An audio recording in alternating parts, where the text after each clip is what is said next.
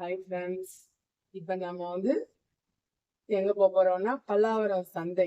இன்னைக்கு ஃப்ரைடேங்கிறனால அங்கே பல்லாவரம் சந்தை ரொம்ப நல்லா இருக்குன்னு இருக்காங்க.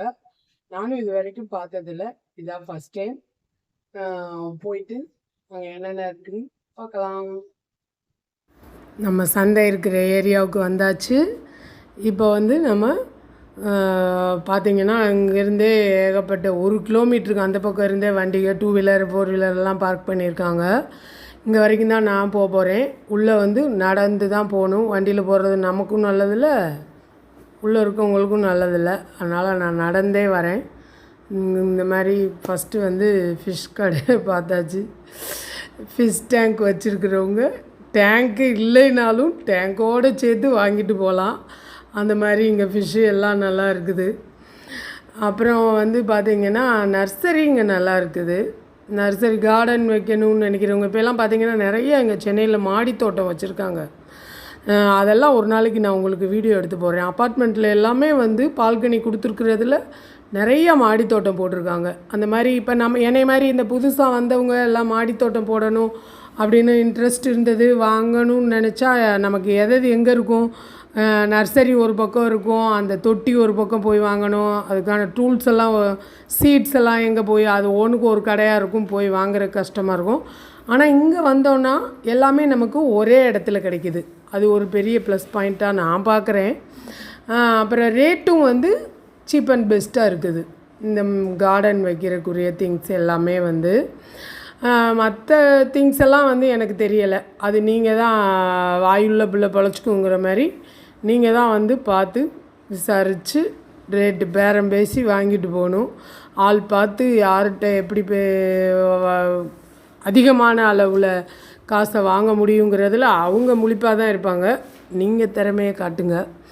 அப்புறம் பார்த்திங்கன்னா அடுத்து இந்த பெட் அனிமல் அது நல்லா இருக்குது. நிறைய எல்லா வெரைட்டியுமே இருக்குது. பேர்ட்ஸு, ரேபிட்டு, டாகில் எல்லா வெரைட்டியும் இருந்தது. பார்க்குறக்கே ரொம்ப அழகழகாக இருந்தது.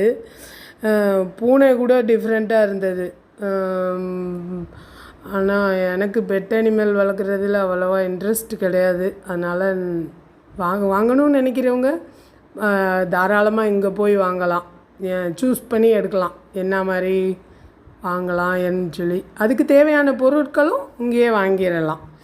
இந்த பேர்ட்ஸ்க்கெல்லாம் பார்த்திங்கன்னா அந்த வலை கூட எல்லாமே இங்கேயே இருக்குது. அதனால் போய் வாங்கிக்கலாம். அப்புறம் பார்த்திங்கன்னா இந்த வாட்டர் பாட்டில் எல்லாமே நம்ம ஆன்லைனில் பார்த்துருப்போம். ஆனால் இங்கேயும் அதை விட ஆன்லைனில் விட கம்மியாக தராங்க. இந்த ஏரியாவை பார்த்திங்கன்னா இங்கேருந்து அந்த லாஸ்ட் வரைக்கும் கிட்டத்தட்ட ஒரு 2 கிலோமீட்டர் நம்ம நடக்க வேண்டியிருக்கும். அவ்வளோ தூரம் நான் போகலை. ஏன்னா ஃபர்னிச்சர் தான் போட்டிருக்குறாங்க. காயின், அப்புறம் பழைய காயின், இந்த இதெல்லாம் வேணுங்கிறவங்க கலெக்ஷன் சேமித்து வச்சிட்ருப்பாங்க குழந்தைங்க, அவங்கெல்லாம் இங்கே வாங்கிக்கலாம். அதுவும் இருக்குது. அப்புறம் பழைய பொருட்கள் மளிகை ஜாமான்லாம் வேறு லெவலில் இருக்குது. அப்புறம் பழைய பொருட்கள் இந்த பாத்திரம் இதெல்லாமே பழைய ஜாமானெல்லாம் இருந்தது. இந்த ரேபிட் பெட் அனிமல் வேணுங்கிறவங்களும் வாங்கிக்கலாம், ஃபுட் அனிமல் வேணுங்கிறவங்களும் வாங்கிக்கலாம். அப்புறம் இந்த மாதிரி இந்த திங்ஸ் எல்லாமே நம்மளுக்கு இருக்குது. இந்த சீம்பாலெல்லாம் சென்னையில் எங்கே கேட்டு வாங்க முடியும்? இங்கே போனீங்கன்னா சாப்பிட்டு வரலாம். அப்புறம் பார்த்திங்கன்னா சமோசா, ஸ்நாக்ஸு சொல்லவே வேண்டாம். எல்லாம் சாப்பிட்டுக்கிட்டே நம்ம அப்படியே இன்றைக்கி ஃபஸ்ட் டைம்ங்கிறனால அப்படியே வேடிக்கை பார்த்துக்கிட்டே சாப்பிட்டுக்கிட்டே போக வேண்டியது தான்.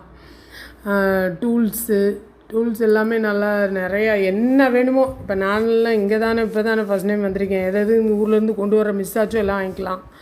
இந்த பழைய ஜாமானும் அந்த காலத்தில் யூஸ் பண்ணது இத்தனை வருஷத்துக்கு முன்னாடி அப்படின்னு பித்தாளை பாத்திரம், வெங்கல பாத்திரம் எல்லாமே இருக்குது. வேணுங்கிறவங்க இந்த மாதிரி போய் கம்மி ரேட்டில் அதை வாங்கிக்கலாம்.